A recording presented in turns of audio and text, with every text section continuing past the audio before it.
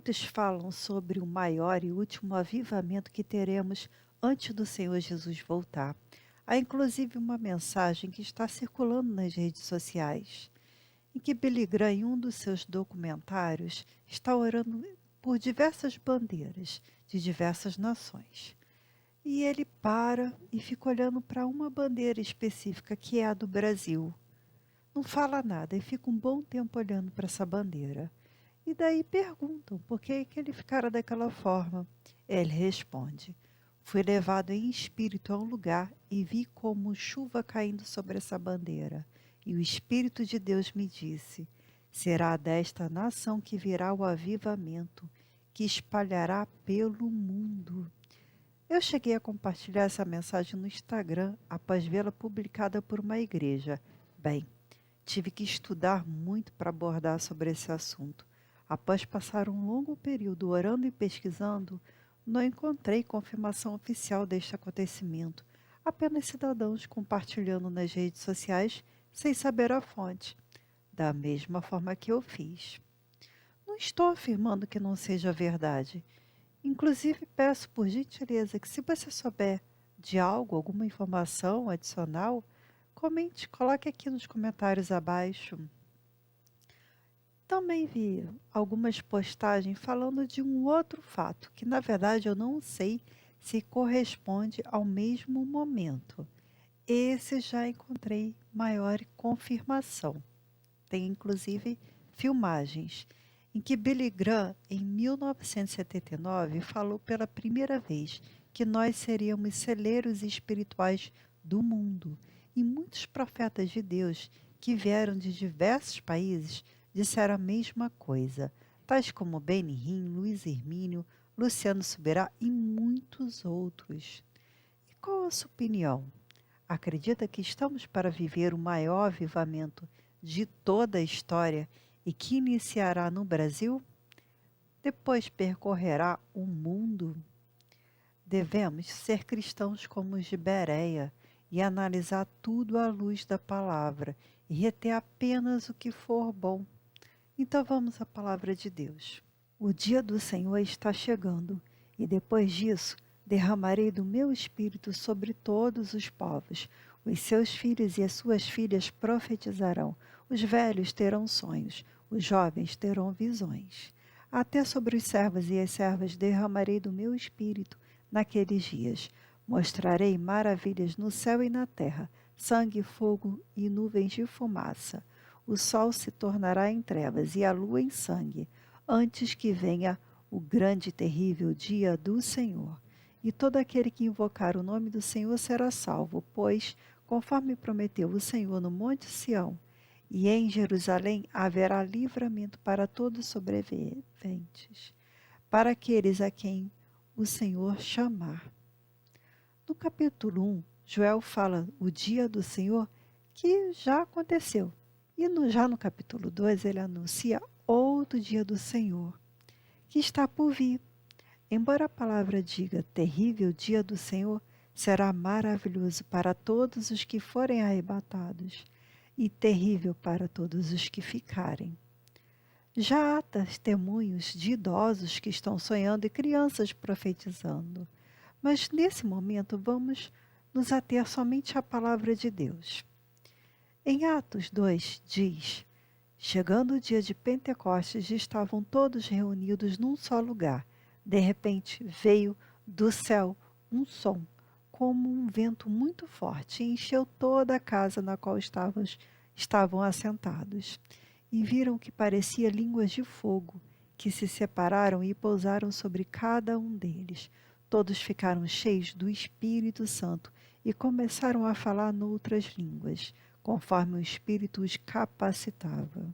Atônitos e perplexos, todos perguntavam uns aos outros: o que significa isto? Alguns, todavia, zombavam deles e diziam: eles beberam vinho demais. Então Pedro levantou-se com os 11 e em alta voz dirigiu-se à multidão: homens de Judeia e todos que vivem em Jerusalém, deixe-me explicar isto. Ouçam com atenção. Estes homens não estão bêbados como vocês supõem. Ainda são 9 horas da manhã. Pelo contrário, Isto é o que foi predito pelo profeta Joel. Guarde isso, profeta Joel. Nos últimos dias, diz Deus, derramarei do meu espírito sobre todos os povos. Os seus filhos e suas filhas profetizarão.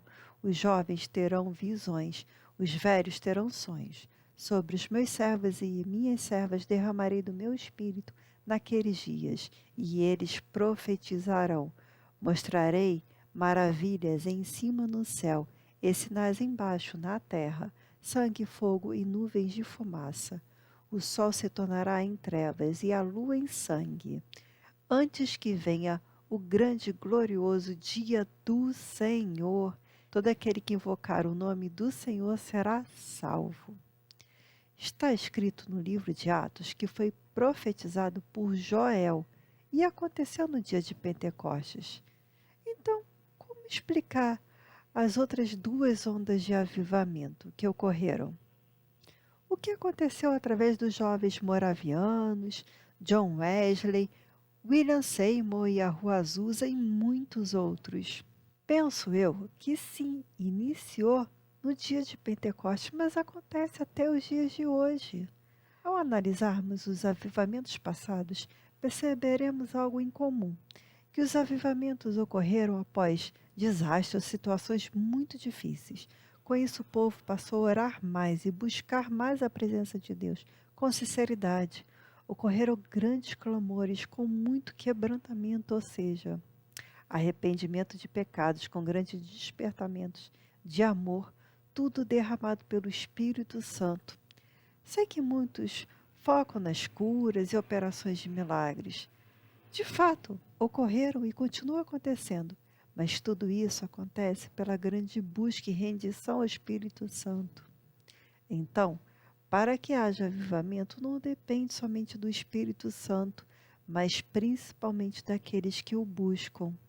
Segundo Brian Edwards, um verdadeiro avivamento consiste em um notável crescimento da vida espiritual de uma grande quantidade de pessoas entre o povo de Deus simultaneamente, acompanhado por uma terrível e palpável sensação da presença de Deus, grande intensidade em oração e adoração, uma profunda convicção de pecados, com um apaixonado anseio por santidade e extraordinários resultados evangelísticos, levando milhares de pecadores à salvação.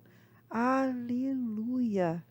E ele ainda diz: avivamento é um fato excepcional, singular, notável, grande, efetivo e, acima de tudo, é algo vindo de Deus. Já vi algumas postagens nas redes sociais cristãos comemorando a volta do Senhor Jesus. Maranata, sim, venha, Senhor. Isso é correto. O problema é que estavam esnobando dos que ficarão. Outros clamando a volta imediata de Jesus sem se preocupar com que estão perdidos. Como assim? Cristão significa pequenos cristos. E esse nome foi dado lá na palavra de Deus, está registrado na palavra de Deus. Começaram a chamar os apóstolos por esse nome. E Jesus é amor, bondade. Como não nos importarmos com a vida dos outros, do próximo? É claro que devemos desejar a volta do Senhor e pedirmos. Enquanto isso não ocorre, precisamos interceder e ajudar o próximo, como se fosse o último dia. Afinal, não sabemos a data que o Senhor Jesus voltará. Errado ou não, sinceramente eu peço, Senhor, espere mais um pouquinho, para que mais pessoas conheçam a Ti, para que sejas o seu Senhor e suficiente Salvador. Que tenham fome e sede de Te buscar, de ouvir, de ler a Tua palavra, fome e sede de relacionamento contigo, até que sejam transformados pelo Teu Espírito e sejam arrebatados. Vale ressaltar que salvação é pela graça, mas só serão arrebatados aqueles que tiverem um relacionamento profundo com o Senhor, ou seja, muito azeite em suas lamparinas. e aqueles que ficarem não será fácil. Está para vir dias os mais difíceis de toda a história, mais difícil do que aconteceu nazismo, escravidão, qualquer outra tortura, pior que qualquer outro momento de toda a história. Avivamento é a plena manifestação do Espírito Santo de Deus em nossas vidas e na de outros, colsoso, que significa libertação, salvação e cura. Homens e mulheres com batismo de fogo e do Espírito. O mais importante na minha visão é o aprofundamento da intimidade e comunhão com Deus Pai. Gente, é a vontade de Deus que tenhamos avivamentos constantes, claro, dando liberdade ao teu espírito para agir em nossas vidas. Mas para que isso ocorra, devemos clamar a Deus com orações e súplicas. Precisamos desejá-lo com a motivação correta e com fé, crendo que Deus ouve e fará aquilo que pedimos. Pastor Luciano Subirá disse: não adianta Deus sinalizar algo se você não entender a sua responsabilidade de lutar por elas. Algo que a nossa geração precisa entender é que há necessidade de uma interação com o profético. Eu tenho visto desde criança palavras proféticas liberadas sobre o Brasil a respeito do avivamento. E se você me perguntar, pastor, você acredita nelas? Acredito. Acredito de todo o meu coração. O problema é que tem uma geração sentada esperando as coisas acontecerem sozinhas, sem entender a sua responsabilidade de lutar por aquilo que Deus está sinalizando, seu lugar aonde Ele deseja. Eu creio na terceira onda de avivamento que ocorrerá no mundo e partirá do Brasil. A palavra diz que antes do Senhor Jesus retornar, o Evangelho será pregado a todos os povos, e por isso devemos percorrer toda a terra até os confins da terra. Muitos falam dessa passagem como se confins da terra fossem na Ásia ou África. Essa palavra foi dita em Israel, que fica na Ásia, que foi a primeira região a propagar a palavra de Deus, seguida da África. Na minha visão, confins da terra é a América, a região mais distante de Israel, sendo que a América Latina do Norte recebeu o Evangelho bem antes. O Brasil tem o que o mundo mais quer e precisa, que são os produtos agrícolas e minerais. O mundo está de olho no Brasil. Não só os homens, Satanás também, motivo pelo qual estamos passando por grandes confusões e disputas internas. Mas lembre-se, as portas do inferno não prevalecerão contra a igreja. Aleluia! Teremos um grande avivamento com inúmeros quebrantamentos e novos nascimentos. Sem quebrantamentos, libertações, curas, operações de milagres, batismo no fogo e no Espírito. Aleluia! Façamos a nossa parte, intercedendo e agradecendo desde já pelo que vai acontecer. Eu creio.